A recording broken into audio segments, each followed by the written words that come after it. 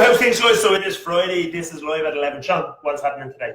Today we're going to go through part 2 of social media marketing mastery. Last week we covered off a ton of shit about building audiences, and we're going to continue that on. This week we're going to show you what to do, how to leverage that audience.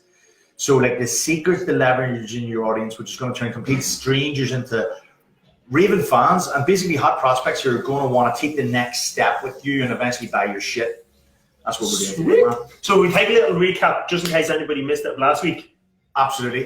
We need to do a bit of a recap, but I want to say before we do the recap, we want to tell these motherfuckers what's on today. Yeah, what they'll need, what they're going to need. They're going to need shit for this, aren't they? Yeah, hit them up. What do we need today? They're going to need a fucking pen, and because there's going to be a lot of writer downers. We are going to tell you exactly what you need to do today. We need coffee. And oh fuck yeah, you definitely will need coffee. That's nice.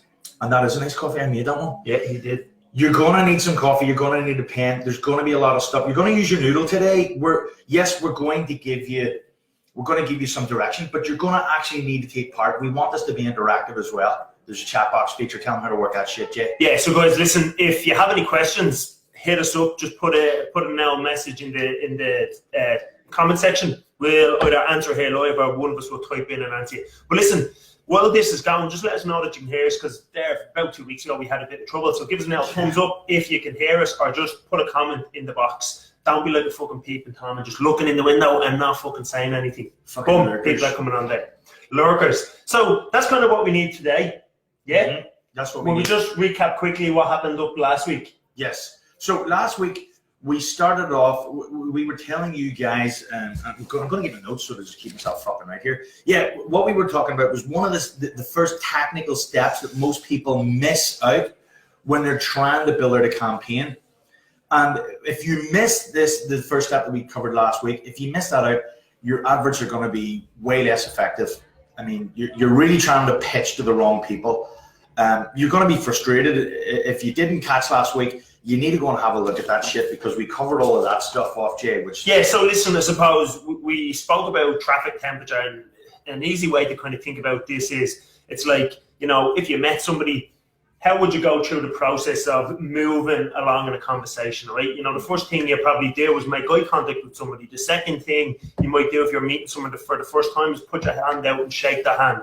And it's only after a certain amount of contact points would you be willing to do business with somebody. Would you be willing to, I suppose, start to know, like, and trust somebody? So we were kind of using that analogy to talk about traffic temperatures, moving somebody from cold, meaning that they don't know anything about you as an individual or your gym or your business, to warm, is they kind of might have vaguely know a little bit about you and start to have an understanding of how you might be able to help them overcome some of their problems, all the way through to hot. And that person's basically saying, this guy, this girl knows exactly what the problems I have, and they've got a solution to it, and they'll put up the hand and say, listen, I want more information off you, or at least want to speak to you, or want to buy some of your products or your services. And we kind of moved in then into how to use testimonials, didn't we? Mm-hmm, mm-hmm. See, testimonials are perfect for this kind of stuff, especially when you understand what Jay just talked about there, about the traffic temperature. If you're going out to cold traffic, people have never heard of you ever before,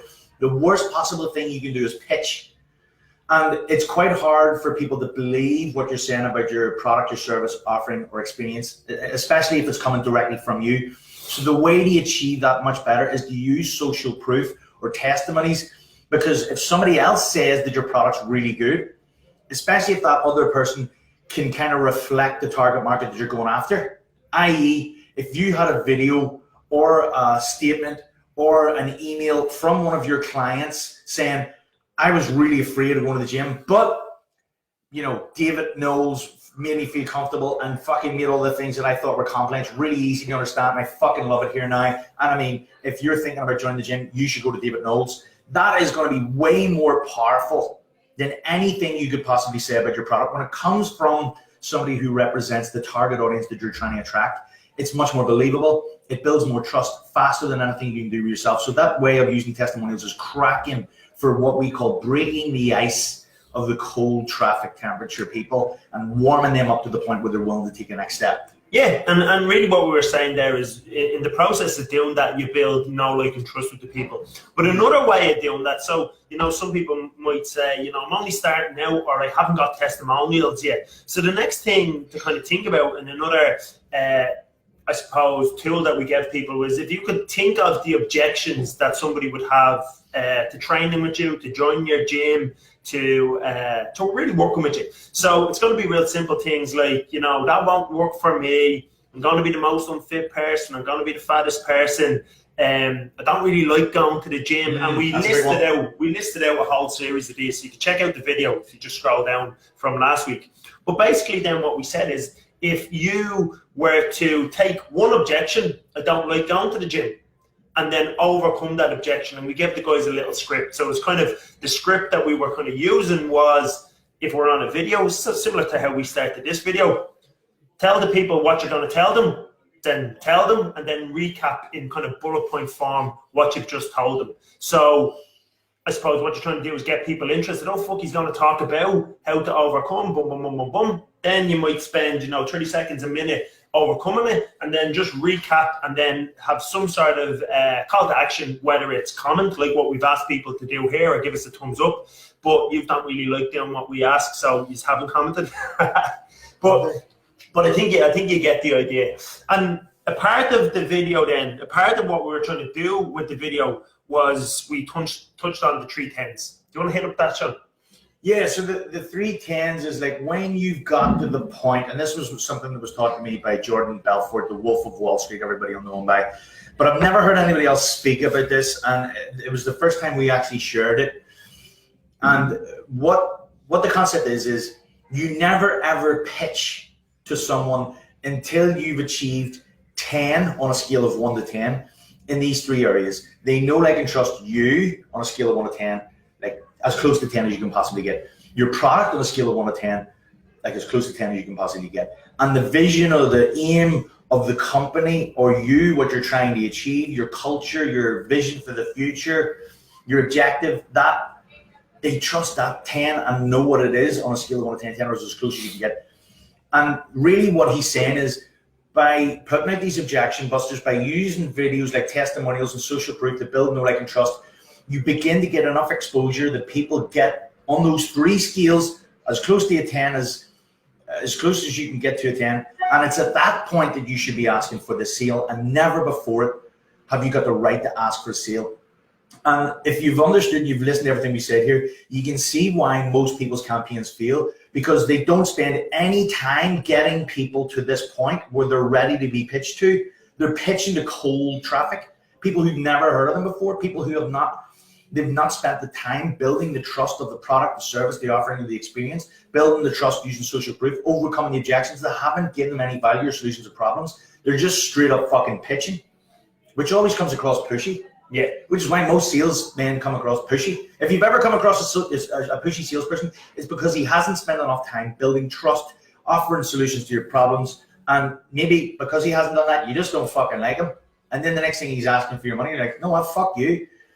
That's why you've never earned the right to pitch anything until you've got the 3 10s. Sweet.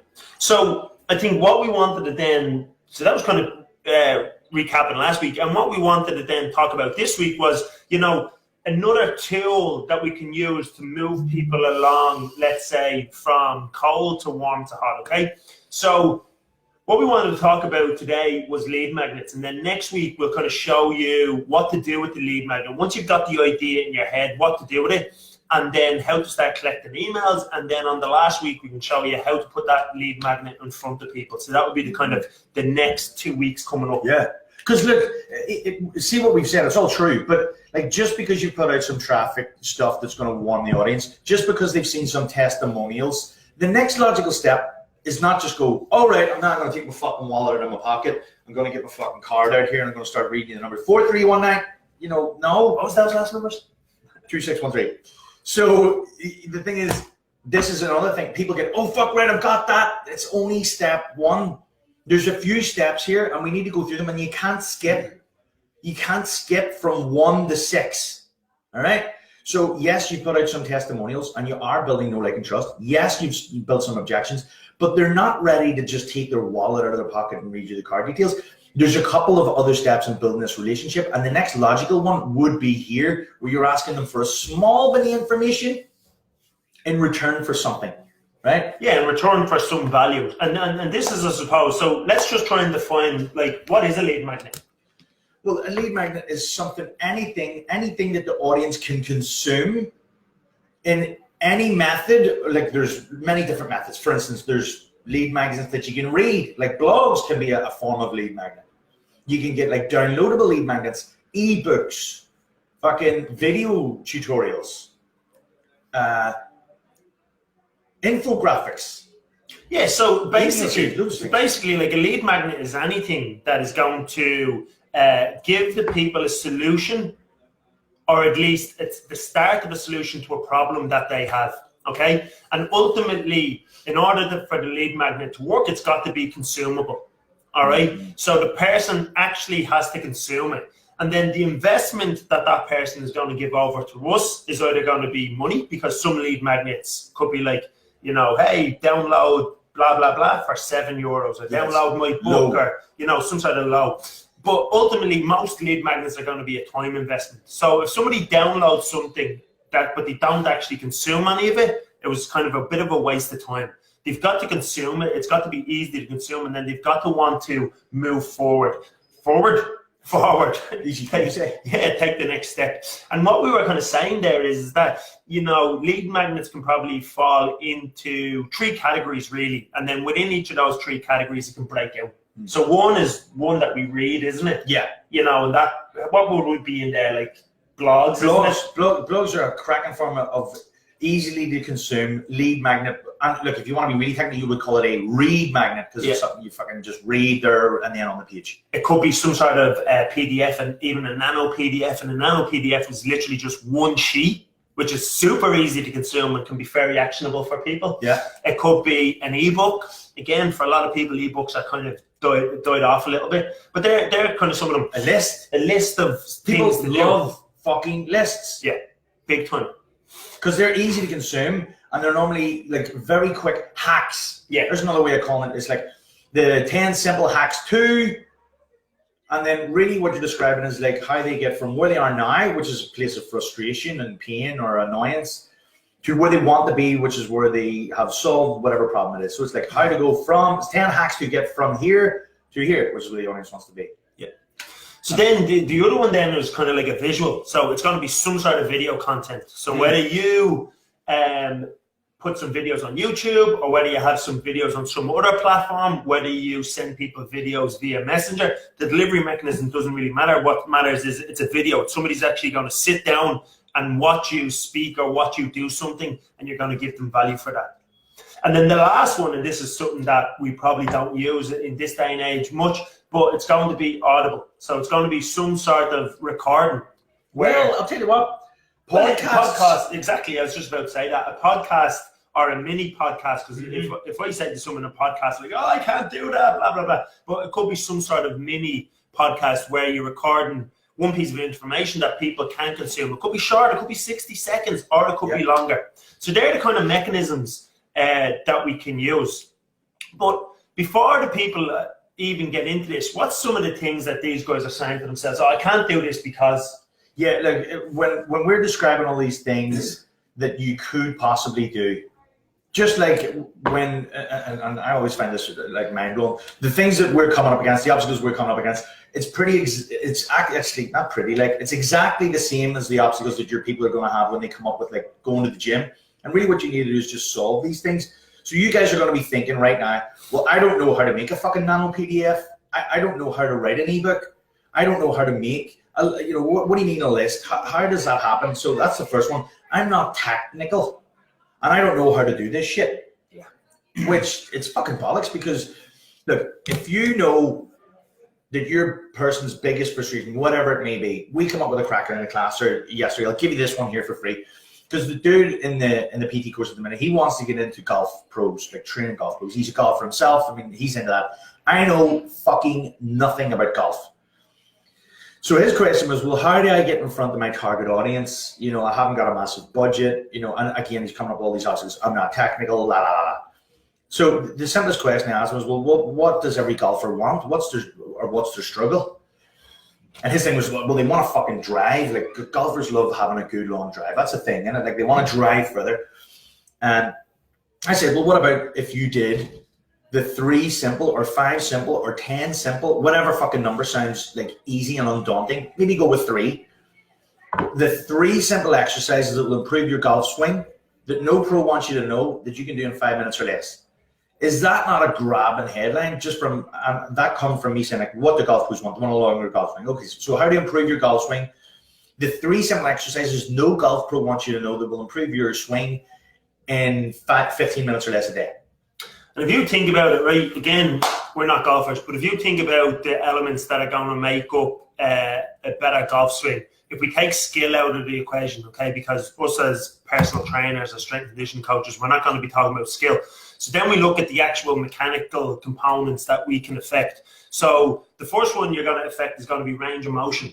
All right, so if somebody can rotate more or they're less restricted through rotation, through their hips, through their T-spine, for example, they're going to be able to rotate around more. And if you can rotate more, you've got a longer swing arc. If you've got a longer swing arc, you've got more time to accelerate and all this type of stuff, right? So rotation is going to be super important, and actually being able to generate or being able to utilize the power that you can generate or the strength that you can generate. So the first one is something got to do with mobility. So that could be the first exercise. The second one is going to be strength, because if you're stronger, you're going to be able to hit the ball further. So something like a trap bar deadlift could be the perfect exercise to put in there. And then the third thing comes down to your ability to transfer that strength and your ability to utilize that strength, or another way of saying it is going to be power.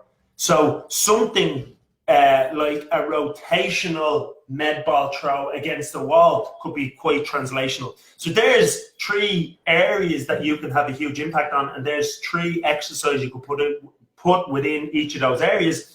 And that could be something as simple as a NANO PDF, where it's just rotational power and then 2 or 3 bullet points and then a picture. Yeah. Or it could be a little bit more elaborate. It could be rotational power, 2 or 3 bullet points, and then you doing a video, which is super simple. Everybody's got an iPhone. It's just get your mate to record you. You talk into the camera for 60 seconds, and then just embed that video onto the Word document or just a link onto YouTube. So fucking simple. Yeah, because like really what we're talking about here is the hardest thing is the creative element, which we've just solved for you. Yeah. When you've solved that, put it on a fucking Word document. It doesn't even need to look sexy. You don't need to spend hundreds of pounds on this fucking thing. It just needs to be done.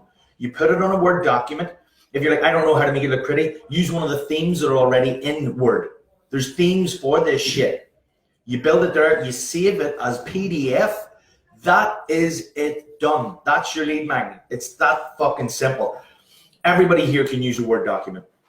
So I suppose, that being said, right, if we were thinking about a template to kind of use to start to create this, yeah, we could probably think of 4 or 5 points. Yeah. So again, this is probably definitely one where we need a pen and paper here, guys, and just we'll go through each of these points. And what you want to be doing is just writing down a little note for yourself. So if we're thinking about this template, what's the first thing we need to do? Who the fuck is this for? That's the first one. Like, who is it for? So going back to that example, the first thing I said to the dude was, who's your market? And he said, I want golfers. Like, okay, so this is for golfers. Now, this is the question you need to ask. Like, who is it you're trying to attract? Who is it you want to work with? And that's the question you need to answer now. And if we then say the golfers, because the big thing with any lead magnets is going to be specificity. So how specific is the lead magnet to the person that you're trying to attract? So I don't know if you've ever been on Facebook and you'd see shit popping up for t-shirts and say, hey, Jason, do you want to buy this t-shirt about kettlebells? And like, oh, fuck, my name's Jason and I just so happen to be into kettlebells. That's very specific for me. Now, that's some sort of machine doing that, and if each time a different person sees it, I'll put a different name in there, but it's like, that's going to catch my attention. Yeah. If somebody says something about Ducatis to you, it's going to be like, whoa, he likes Ducatis, blah, blah, you know, we can kind of get it there. So if we go back to the golf thing, it's like, if you were to say, hey, well, actually, I want to train golfers. What type of golfers do you want to train? Are they pros? Are they semi-pros? Are they average Joes? So now there's another element to specificity. Are they men or women? Let's say they're men and they're not pros, right? But maybe they're in the bracket of guys who are quite good. You know, they play a few times a week. So whatever the fuck they call themselves, I don't know. I'm not into golf. Maybe it's into the handicap or some shit. Yeah, you know, guys of such and such a Is your handicap such and such or below? Do you want to know how to get it up? Yeah. So there you go, right? Your handicap, not other shit. Yeah. Then it's like, you know, if we dig in a little bit deeper, it's like, well, what age bracket are these guys? You know, if they're going to be coming and working with a personal trainer, they're probably over the age of 30. Maybe they're 35 or maybe they're 40 to 55. So there's another element of specificity. What area do you live in? You know, because if you want them to actually come to your gym and work with you, it's going to be an area. So maybe it's 5 or 10 miles around where your location is. Call out Dunleary Golf Club members with a handicap of 40 or below who are men age 40. Fuck me. There we go. So that's kind of getting into that. Then the next thing that we kind of hit there was, it's like, what the hell is the guy's biggest frustration? So if we're thinking about the driving thing, it's like, you know, in many ways, golf is a bit of a dick measuring competition. So first off, the first measure of someone's dick is like, well, what car does the motherfucker pull up in? What clubs come out of his boot? Because I seen a dude, I was at the roundabout there the other day, and this dude pulls up beside me in a Porsche, and the motherfucker had golf clubs in the back of it, like where the seats should be. Do you know what I mean? Sideways. It's like there's not even a boot, but that motherfucker had a nice car and he had nice golf clubs. Like, he doesn't give a fuck about his kids or anybody else getting in the back of the car. It's like that's where the golf clubs go. Good lad. You know, there's no boot in the car. It doesn't fucking matter. They'll go in the back seats. But you get me. Then you turn around and it's like, right, what fucking golf clubs has somebody got? Has somebody got a big Bertha or a fucking big Susie or whatever the fuck the golf club names are, right? Yeah, it's like, what golf clubs have you got? It's like, you know, you've got all these dudes, they can't fucking hit the ball 2 feet, but they've got €3,000 fucking bag of golf clubs. All the gear, but no idea. Yeah. Those dudes. Then it's like, you know, then it's like all the clobber, you know, does your hat match your socks, match your fucking... And the glove, you have to have one left glove. Don't know why that is. Like Michael Jackson, one white glove. One fucking glove. So that's all the thing. But then ultimately, see that, all that, right? None of that shit matters. Ultimately, if you stand up to the tee and you fucking whack that ball, woof, down, 4. See you fucking later. See you later. 50 yard. That's got to be. And if you're standing there with the other boys and your ball goes further, no matter who has the biggest golf clubs, who has the biggest car, who has the best clothes, who has the most attractive wife or husband, it doesn't fucking matter if the ball goes further. Yeah, you win that. That's it. You're a big dick. So therefore, we're saying in this scenario, we just want the ball to go further. That's what we're chasing after here. That's where they get the bragging rights. And if you actually solve that for this golfer, you know, the other dude has a Porsche, he has all the clubs and everything, but you've now read the 3 simple exercises no golf pro wants you to know that will improve your golf swing in 10 minutes or less. You've done that, and that has happened. You fucking fixed this for this dude. You win. That guy trusts you. He wants to know, what else have you got? And if that's what you give for free, what the fuck are you going to have in real life? Yeah. So that's 3 points now we've covered. First one, who the hell is it? What's the biggest frustration, and what's the solution that you can give to their problem? The solution is the lead. So we gave you those things. The next thing is to kind of pick the medium or the delivery method. So again, we're thinking these golf guys, you know, depending on their age, you know, if they're over the age of 30, they're probably going to take time to read something. They would read shit. But it's probably got to be quite short. Yes. And that's the thing. Like, there are some rules with lead magnets as well. It should be consumed in around about 10 to 15 minutes. So you're seeing that this is not going to be a 10,000 word fucking thesis here. It's got to be short, punchy, concise, and to the point, and instantly demonstrate the value in reading it. Yeah, I would say as well, with everything that we're doing here, if you have minimal words and maximum impact, whatever that means, it kind of goes back to, you know, the skirt. Yes. The saying is, like, how long or how short does copy need to be? Well, it needs to be the same length as a woman's skirt. Long enough to cover the essentials, but short enough to keep it interesting. Or if you're gender fluid, it could be a man's skirt. I mean, we don't give a fuck about that now down here. Yeah. We're all into that now. We're all PC. You had some balls to wear a skirt that short. Yeah, exactly. That's what you'd be saying. I know that because they're hanging down. So anyway, so picking the delivery mechanism. So I think for most people, it's going to be something which is consumable and short, like a PDF or something like that, or a little video series. Okay. And then the last bit is like, you know, this idea of which is the best one to choose. And we kind of had two things here, didn't we? Yeah, there's two ways you can go with this. It's just like, what's the fucking easiest one for you to create? I mean, like, because we were saying done is better than perfect. Yeah. Get fucking perfect out of your head. Yeah. There's time for perfect later. When you've done this one, get one out.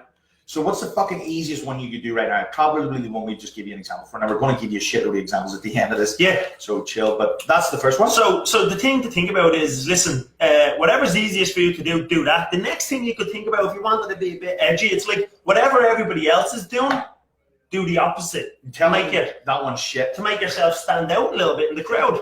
But then there's another way we could look at this, and I know we're somewhat contradicting ourselves here, but if everybody's doing one thing, and when I say everybody, I mean the top people in the world. So if you are looking at Mark Verstegen of Exos, and he has a golf program, and he has a lead magnet, which is a video, and he's one of the biggest golf experts in the world, or Titleist's top trainer, or some of these type of guys, and they're doing something, they're probably doing it because it works. So in that scenario, maybe you look at it and you kind of say, well, fuck, if they're the best and they're doing it, you know, and I'm starting out, I'll do that. Yeah, fucking right. So again, it really depends, all right? So now when we're thinking, all right, because golf won't be everybody's cup of tea, and golf, you know, we're not all training golfers here. So, but we all are going to be wanting to train people, and those people, the lead magnets that they might use or need or want. And again, sometimes we said it has to be important that somebody uses it, but not all the time, because we always download shit and we don't always use it, you know? Yeah. But we might then, and we'll talk about this next week when we talk about email and the power of email, we might then come back in with an email later on and go, oh, fuck, something might catch our attention, all right? So just keep that in mind. But when we talk about our clients, it kind of falls into three areas, doesn't it? Yeah, because look, we cover the obstacles. I'm not a techno dude. We've covered that. Then the next thing could be like, well, I don't know what to fucking write about. Yeah. Well, with personal training, there really are only three areas you can help somebody with: training, nutrition, and mindset. I mean, like, there's fuck all else, is there? Yeah, that is it. If you're doing any other shit, stop.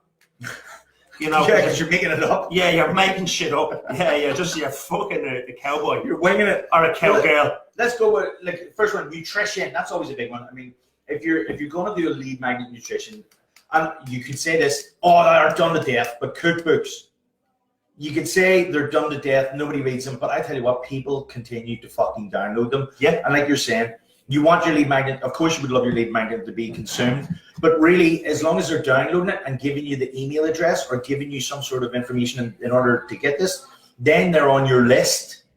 Where you can educate them then on the other end of how to use it, why to use it, when to use it. Yeah. So whether they look at it or whether they don't is not as important as did you get their information and are they on your list? Because that interchange of information has built the trust. You've done it. You've taken the next step. They've said, I want this fucking lead magnet. I've read your blog. It's brilliant. Now that, you know, and we'll show you where to put this lead magnet. This week, we just want you to create the fucking lead magnet, all right? We'll show you how to put it on a place where they can download it next week. But if we're looking at nutrition, cookbooks, people continue to download cookbooks. They fucking continue. Argue as much as you can say they're shite, you can say nobody cooks the shit that's in them. I don't give a fuck what you say because they continue to download them, and that's what's important. Yeah, the next thing, I suppose, within nutrition, it could be some sort of macro calculator. Again, depending on the type of people that you work with. I know we have a kind of combination where we have a macro calculator and the cookbook kind of intertwined. And listen, if anybody wants any of these lead magnets, we've got lead magnets in each of these areas, comment under here and I'll just send you a link. You can go, you can look at it. We can send you a link to where to get them, all right? Or you can make your own as well, obviously. But you're not going to make a whole cookbook. That's something that you're probably going to buy off the shelf, white label, and then put your stuff in it. Yeah. You know, within that, then it could be, you know, top 10 foods to eat, to gain weight, lose weight, not have spots on your face, whatever the fuck it is. And then the opposite of that, the 10 foods to fucking avoid if you want to. Gain weight, lose weight, not have spots on your face. Or a hard gainers, here's that always works. Hard gainers guide, or how to how to use nutrition to blah blah blah blah blah, that kind of thing. And again, if you're trying to attract men who are, you know, who want to put on a little bit of muscle, that is the hard gainers guide. It's kind of like, you know, how many guys are out there in the gym doing fuck all, like, it doesn't work, I just can't gain weight. It's like, dude, you fucking can't do a press up. Yeah, your wife eats more than you. You know, so it's like they're the things that they need to overcome, but in a nice way. All right, so that's kind of nutrition. And again, if you're stuck for ideas, go to people's websites and see what are there. Go to big companies, look in men's health, look around the internet, all the shit is there in front of you, and then just hack one of them. Don't steal, don't rob, hack. That's a nice way of putting it. Yeah. So the next section you're going to look at is, because you've covered nutrition, I mean, look, lists, infographics, email, all that shit applies that we've said. We were just trying to give you some ideas of nutrition. Next one's training. Like, you know, muscle for dudes over 40s. That's a big thing. One of my first clients ever said to me in the gym, I heard you can't put muscle on when you're over 40. I was like, are you fucking serious? Do you think if you and I were working together, I'm as your trainer, I could put muscle in you? And he was like, yeah. And then that's exactly what happened. So show people that, you know, because this is their biggest frustration, that could be a false assumption that they have. So if you show them that here, like, here's how you do it, this is what you do, go here and read it in this blog. Here's the 10 tips for gain a muscle over 40s. Here's the recipe guide for muscle over 40s. You can combine the two. But that's a really easy one. It's a big one. Sweet. You know, it could be, and again, that's leading into, it could be kind of testosterone optimization training. Because again, most men are going to start over the age of 30, 35, 40. They're going to start, geez, maybe the testosterone isn't what it used to be. And it fucking isn't. So anything that optimizes and help that is going to be a big one. Training tips for guys over the age of, whatever your age bracket is, put that in there. That your wife will thank you for. It could be, you know, if you're training females, fucking big booty builder blitz 3.7 workout. Get it before it's gone. And then like, the next bit is mindsetting. I fucking hate saying that word because it's just fucking overused to death. But look, the thing is, people do have problems with motivation and all that kind of thing. So if you can help there and interject, that's a cracker. Yeah, and it's kind of like, when we say mindset, really what we're saying is, you know, accountability, motivation, coaching, you know, mindset. It's all in that envelope. It's all in that bracket. But it's like, you know, how to stop whatever their problem is, how to stop binging on the weekend, how to stop over-consuming alcohol, how to fucking put the chocolate bars down, how to stop, you know, whatever. How to stop eating shit. Yeah, how to stop eating shit. It could be just as simple as that. How to stop eating shit. Boom, boom, boom, boom, boom. Different points. Go through goal setting stuff. Like even Pat Devley's doing a massive. People say, "Oh, nobody wants to read about goal setting." It's like, fuck. Well, there's people making whole businesses around that element. Yeah, mastery or something it's called, isn't it? Yes, yeah, that mastery. the other day has known. How to stop stopping or. Yeah, it could be like a case study of somebody that got amazing results. Like a case study is a testimonial, just wrapped up a little bit differently. That could actually be something we should do more of. Yeah, and then like, here's how to get the results just like they did in these 3 simple steps. Just do this shit. Yeah.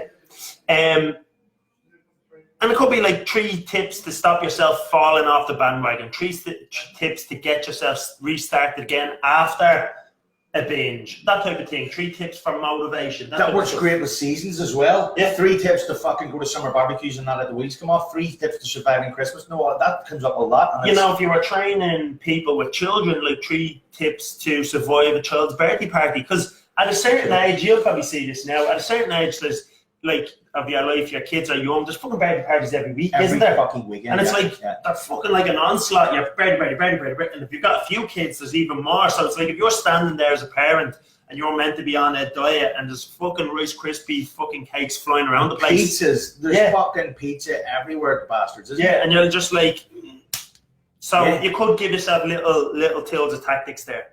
Yeah.